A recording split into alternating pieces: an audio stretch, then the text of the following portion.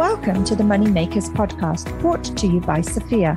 Sophia is an exciting education platform for women with a goal to increase diversity and inclusion in early stage investing. This podcast is a finance, innovation, and investing show for amazing women everywhere of all ages. Each fortnight, we will feature an inspiring woman from the investing and finance sector, or a female founder with a special focus on Asia. To receive a 10% discount on all of our courses, go to sophiawomen.com and use promo code podcast10. Our guest today is CEO and founder at ZaZaZu, Jingjin Liao. Welcome, Jingjin. Thank you so much for having me, Tanya. Thank you for being here. Before we start, and I'm super excited to have you on the show, and I've been wanting to have you on for so long. Can I grab a quick introduction to yourself and your background, where you come from, where you are now, and then, how you've got to ZaZaZu? Yeah.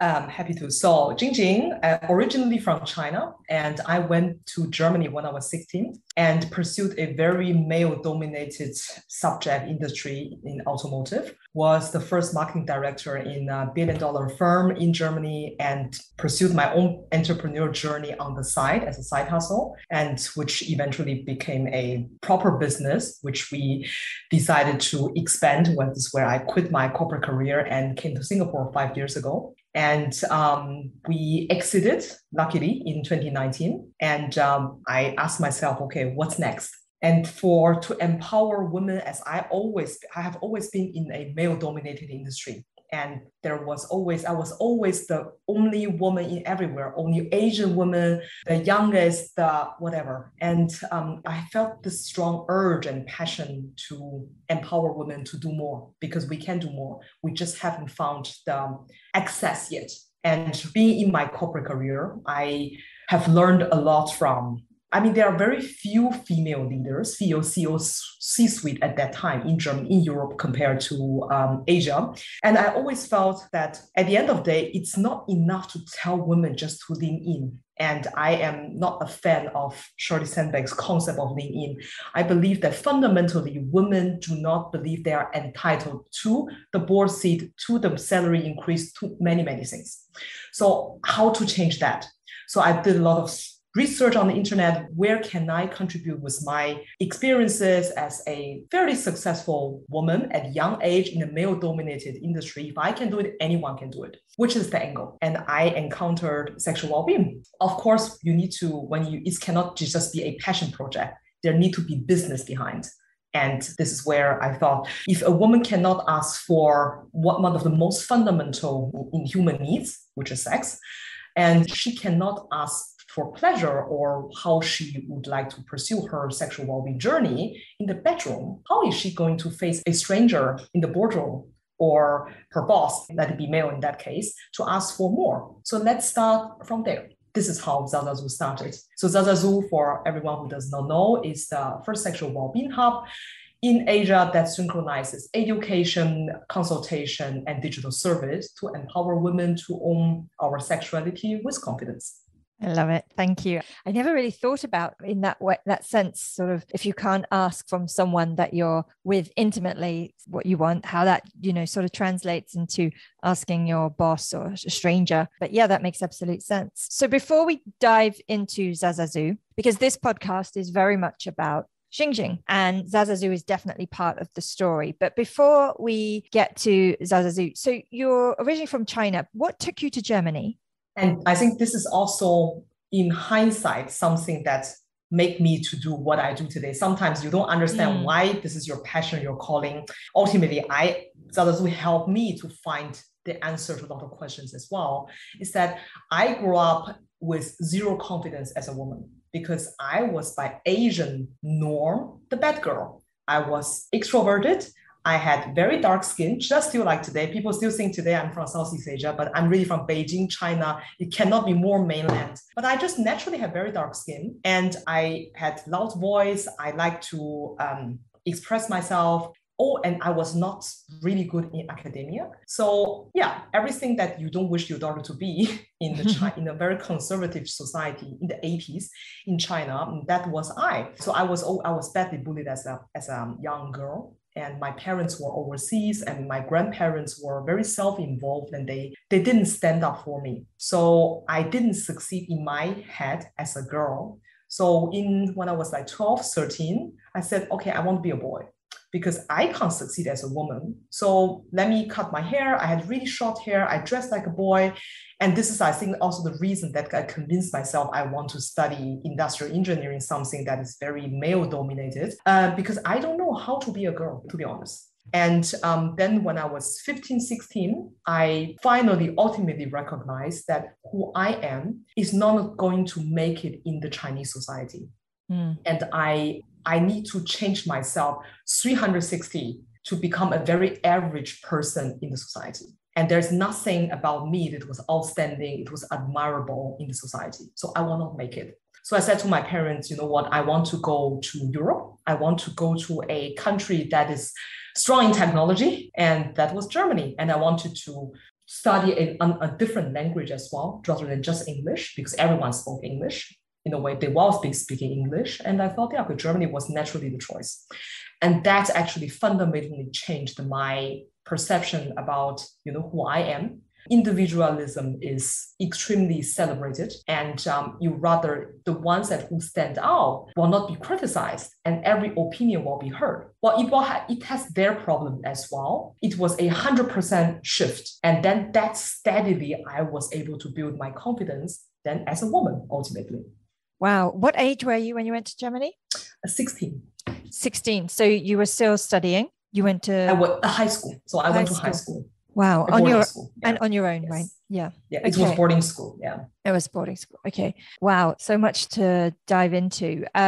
So huge self-awareness and cultural awareness for someone so young, and recognizing where you might fit in a little more, very worldly and wise, probably ahead of your years. And I hope that when you got to Germany, you felt that you were flourishing. Would that be fair? Yes, 100%. Because I was in the contrary than in China, people were surprised that a Chinese girl actually spoke up. Although she barely spoke German, I didn't speak German. I learned 6 months German, but I spoke with every single word I could put together because I want to express myself. And that was extremely celebrated in the Western society. The teacher encouraged you to speak, whereas in China, I spoke quite good English compared to other students. I just naturally have a talent, I would say, at that time. But still, the teacher would rather kick you down and say, okay, this is not grammatically not correct, than encourage you to rather do it 100. I always say roughly right than precisely wrong. And in China, it's exactly the opposite. Yeah. So you finished your studies in Germany and you decided to stay in Germany to work? Yes. Yeah, yes. And you started your career in marketing. Would that be correct? Yes, although that was a quite different marketing. So that was Westinghouse Wabco, now ZF, which is I think the third biggest automotive supplier now in the world. B2B marketing is very different than B2C marketing as I experience today. And what was the catalyst for starting your first business, which was also in Germany, correct? In the automotive industry. So you talk about being, I can understand now why you were saying about being the only woman in the room, because automotive is, of course, a very male heavy industry. And here you were, as an Asian woman in Germany, starting a business. What was the catalyst for that?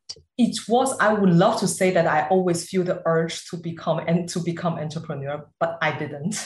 It was really a coincidence. I was at that, so my first career step was in consulting strategic marketing in Siemens. And we were at a fair, industrial fair, and I was standing at the booth, and this was my very first role in the corporate.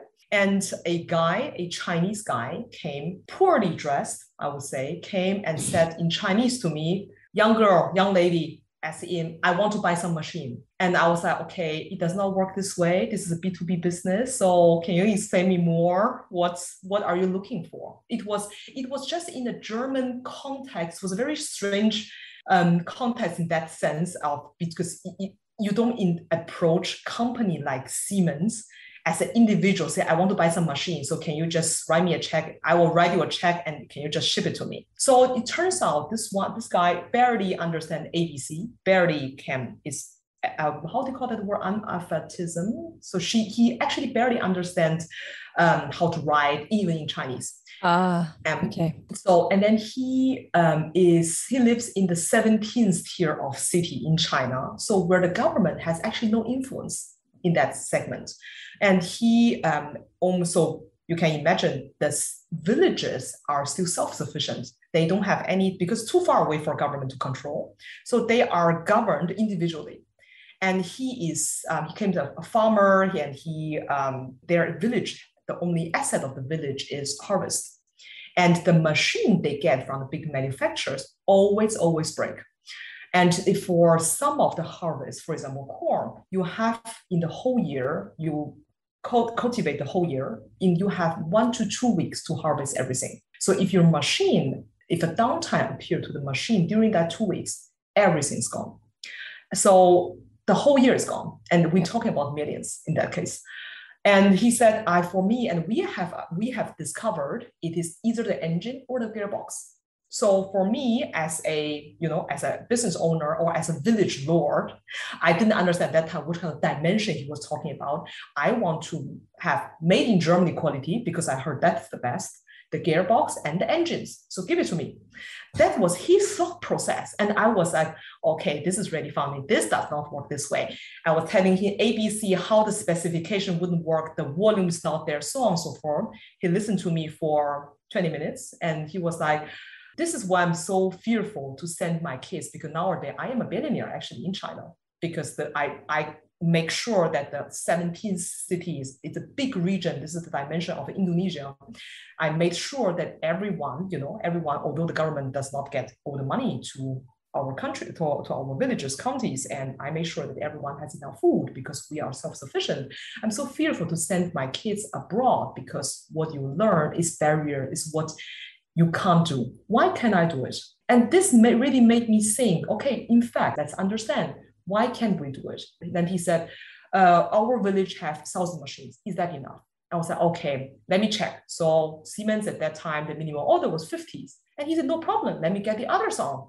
So step by step, we put the problem statement there and he demystified. So instead of thinking it won't work because you don't have a Chinese guy who doesn't speak any English at all to come to a big company like Siemens and say, I want your machine. And step by step, we recognize there is a business behind. And we, at that time, our third partner is a financier. So he came from BCG. So he really understands how to make business plans, how to make a viable business plan so we can get some money also from the bank as a loan. I don't understand VC, angel, or any other alternative funds to get it.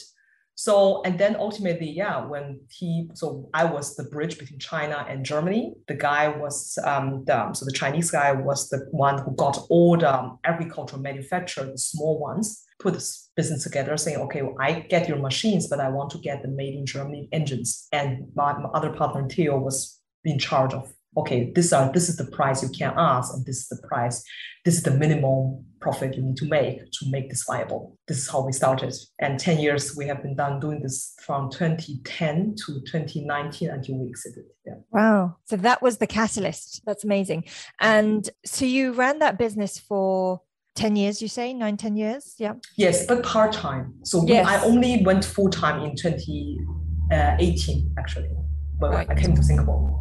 And when you came to Singapore, would I be right in thinking that you then went into the Antler program? But yes. After you'd been an entrepreneur for so long? Yes, How did that work? I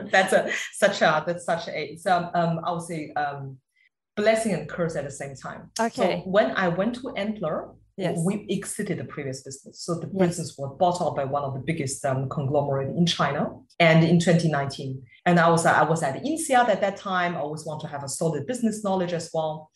And after INSEAD, so the business is sold, INSEAD is done. I was like, okay, I want to start my second business, which is ZaZaZu in that case. Yes. With the sexual well-being, I have done the research during the time. What was missing was a co-founder. And I massively contribute my success of us both, so the previous business, is because of two partners. Without them, none of us, I mean, even without Theo, none of our three of us was a dream team. We have zero overlaps on expertise. So we blindly trust each other. And therefore we're extremely sufficient. No discussion because the guy simply didn't speak English. So it was only communication between me and him and Theo.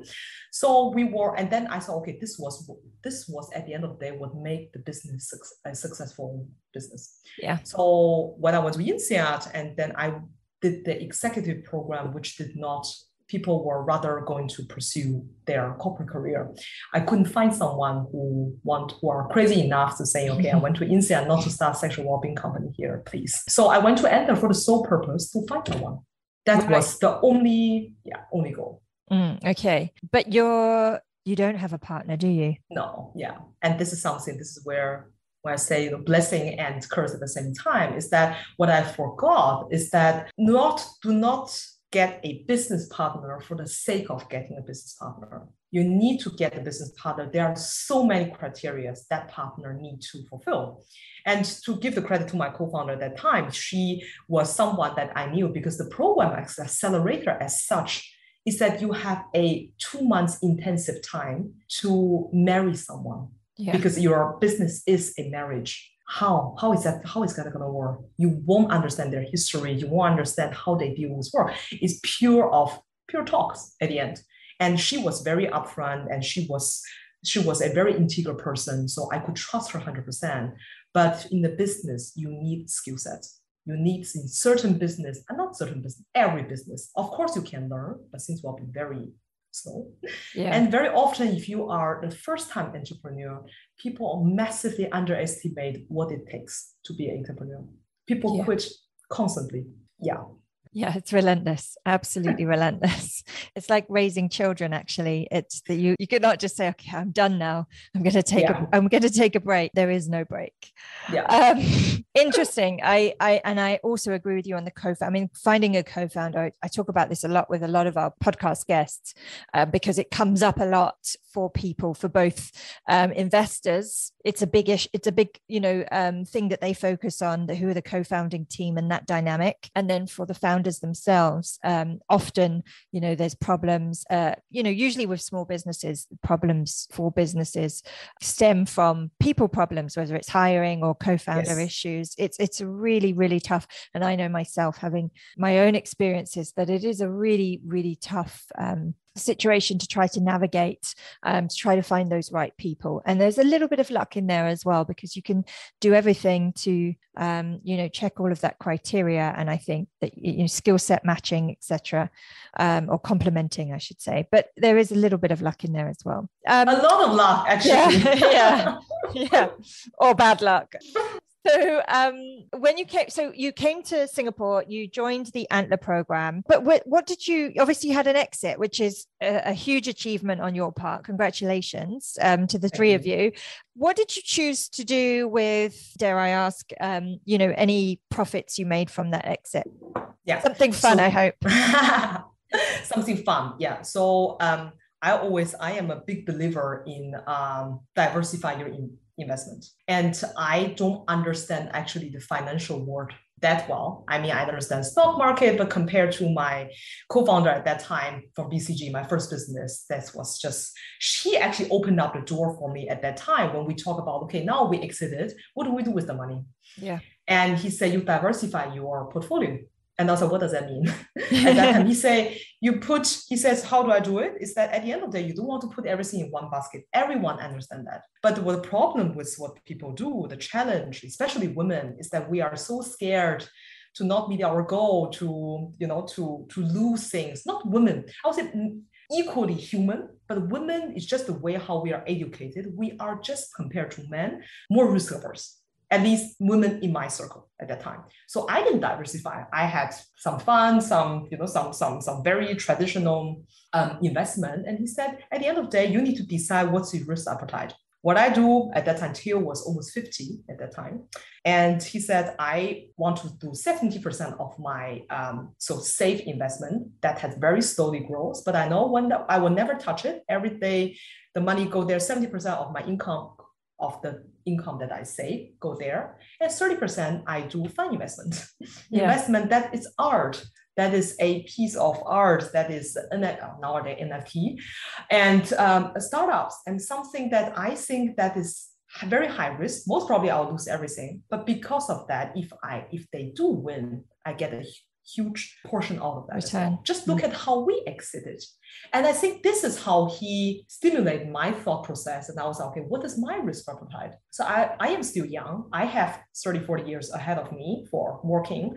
So I would do 50-50. So I put 50% of my assets, the exit, to safe investment. So that money I will never touch, and 50% into growth. And so growth means for me, I'm not interested in art. I love startups. So this has always something been and I want to give it back, especially in the startup ecosystem. And I have benefited a lot, especially in Europe and here in the meanwhile, also in Asia, and into topics that I am passionate and in which I also have a knowledge of. Female health, automotive. My major investment are actually in automotive rather than female health. Yeah. And also just to invest. Of course, if you have the freedom, people always say, yeah, not everyone exceeded, but that's actually not true. Even if you have $1,000, you can put 700 in the safe account and 30% in the gross account, and even $10. Yeah. So the amount doesn't matter, it's the percentage. Yeah. It's just getting started, isn't it? It's just doing something. It's I'm always asked about, what do I need to start investing? I'm scared of losing everything. And I'm just like, just start small, be conservative. Yes. You don't need to throw all your eggs in one basket, as you say, and risk all your money, but just start on a small and compound that over time. So yeah, that's fantastic. So you have diversified your portfolio. You've come to Singapore. You've tried to find a co-founder. It didn't quite work for you for ZaZaZu, but you launched ZaZaZu anyway. The Moneymakers podcast is brought to you by Sophia, the place for women to learn, invest, and change the world. Sophia is an education platform for women, providing much needed courses on personal finance and investing, with a goal to increase diversity and inclusion in early stage investing. Go to sophiawomen.com and use promo code podcast10 to receive a 10% discount on all of our courses.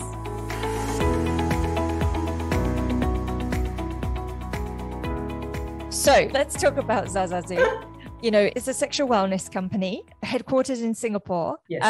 Talk to me about what that's like to launch in, I'm living in Singapore, you're in Singapore as well. It's relatively conservative as a country. I know this from doing a lot of research in this space. I have 3 investments in the sexual wellness space, as you know, but all of which are in the US, which is also uber conservative as a country. Yeah. My companies just happen to be in New York.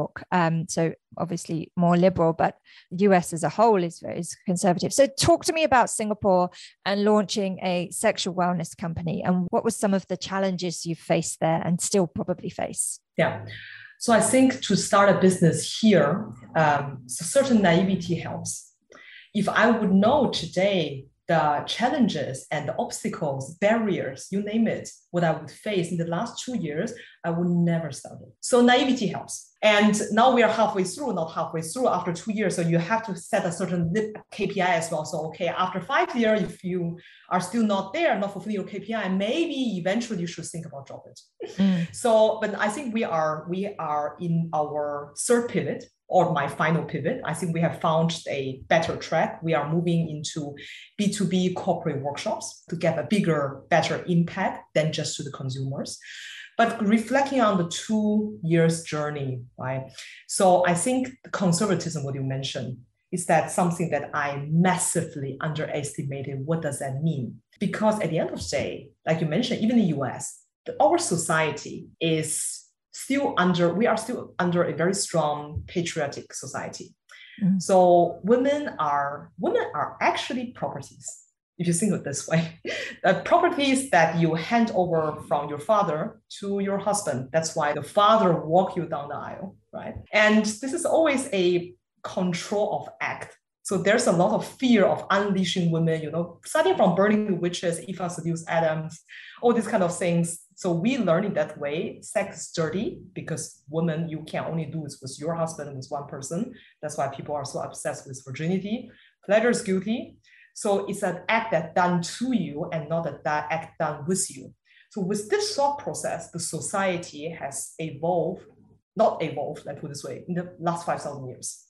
So still today, of course, women can be CEO. I think I have to say, the time for women to do anything, to become anybody you want to be, it has never been better. I fully agree on that. But that's why I'm so passionate about bringing the talk from the bedroom into the boardroom, is that something that is fundamental towards humanity. And this is how we all came from sex, and the female pleasure. When you talk about pleasure, self-care, sexual well-being, if you don't change the society narrative, you don't make people think, women will still maintain property. I had this talk with one of the most reputable CFO in Fortune 500, female.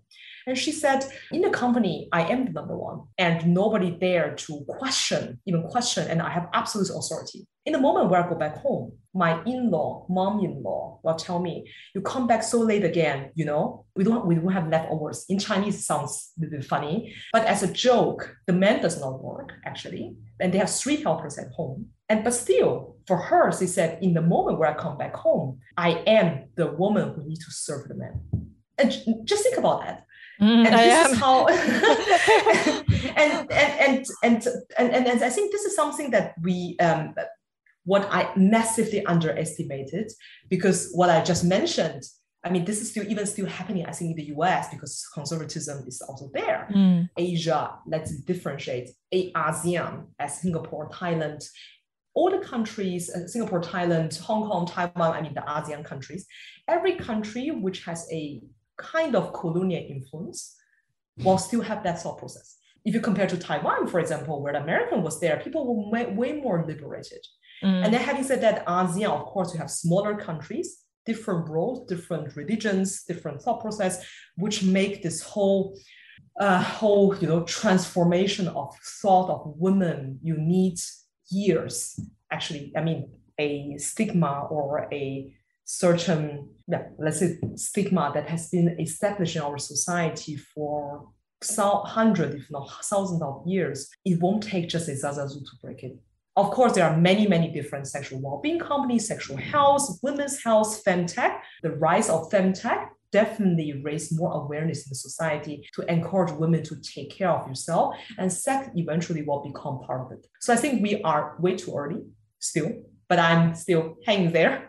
Therefore, I think we changed really from dealing with consumer directly, because women need endorsement, either from doctor, from husband, or from a higher power to let them. So let's start with the corporate. So we have run some corporate workshop, which has been fairly successful. It's not talking about sex per se, but it's talk about just thought process. How do you empower yourself by understanding your body, by owning your body first before you actually move forward on other aspects. So I think that this is the conservatism is I would say the biggest challenge. And the second challenge is, I think, is going back to my childhood a bit as well, is the lack of ability to challenge the status quo here in this region. Is that because we are, it's not people's fault, because the education system never dared to let you challenge the status quo. So sex is bad. Okay, sex is bad. Let's remain bad. End of the story.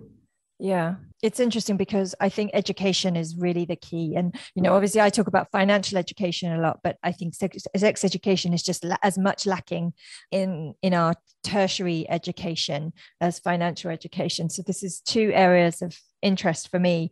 And it's crazy because money and sex woven into our entire lives forever, from start to finish. And, why we don't give people the tools they need is just, it's absurd.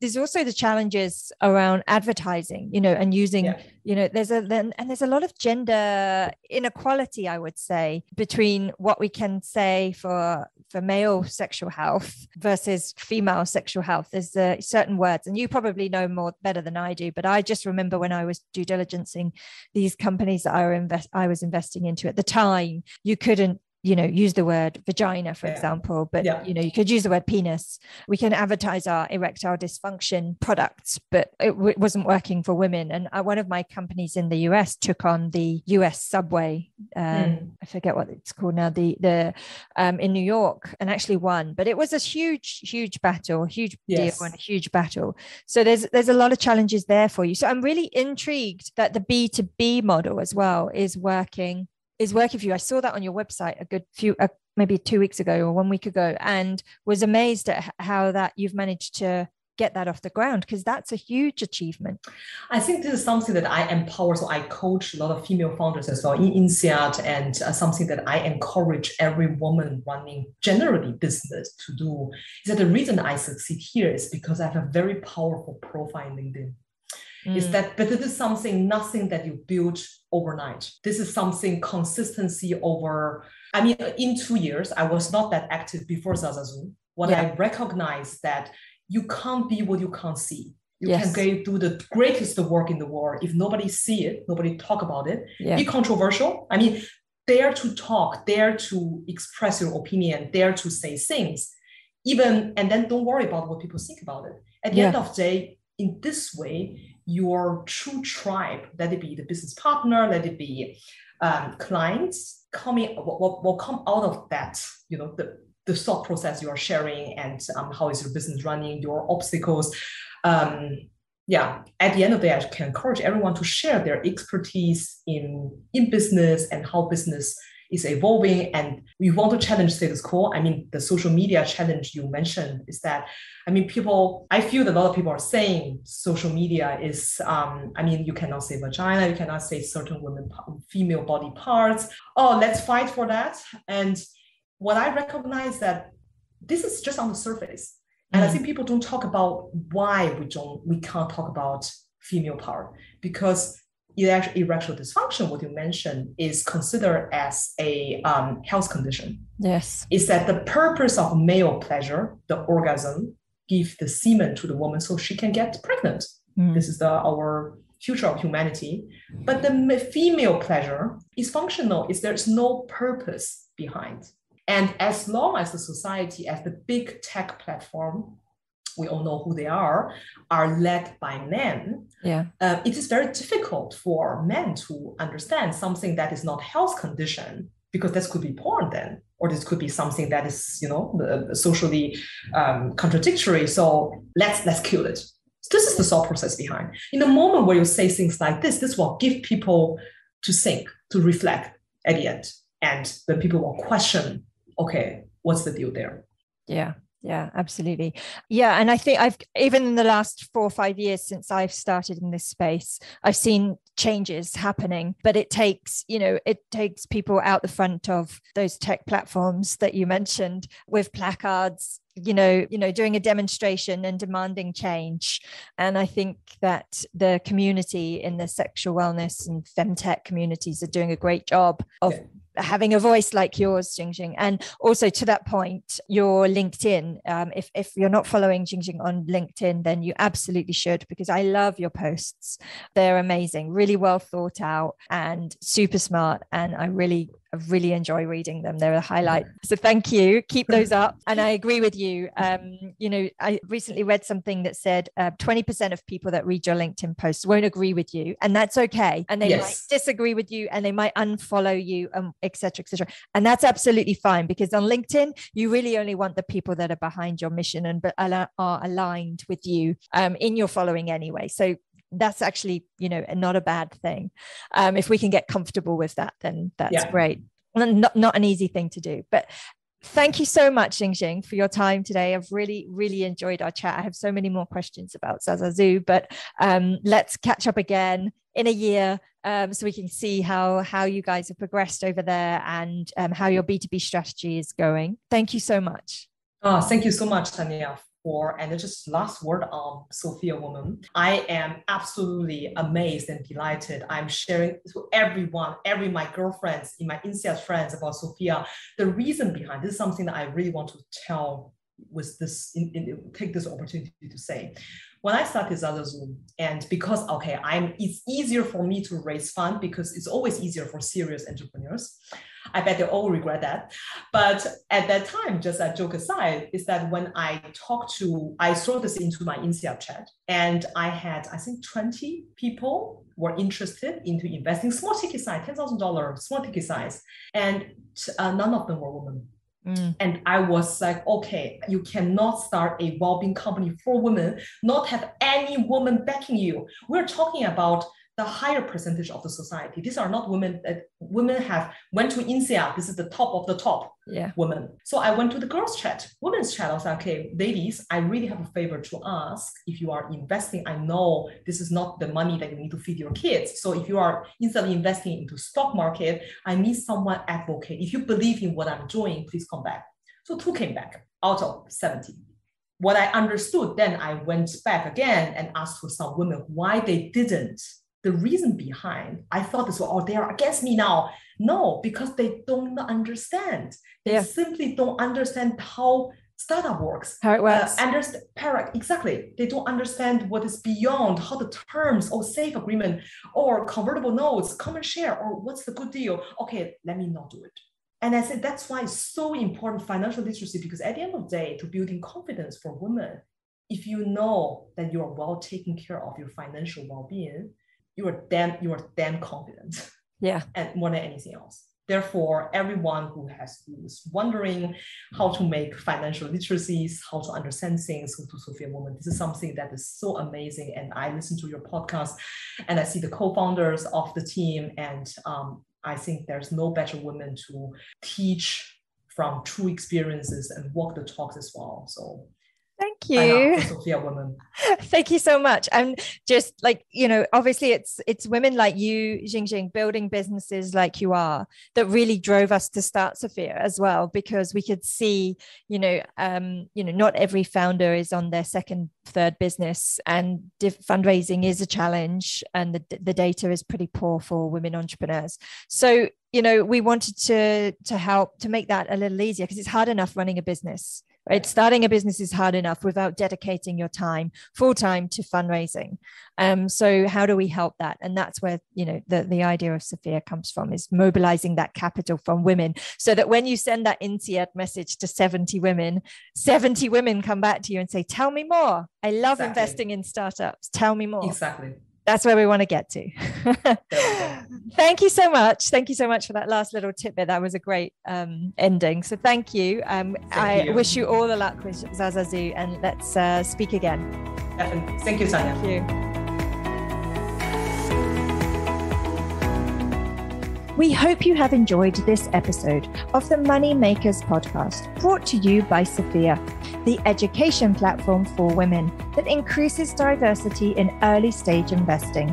Visit sophiawomen.com and use promo code podcast10 to receive a 10% discount on all our courses.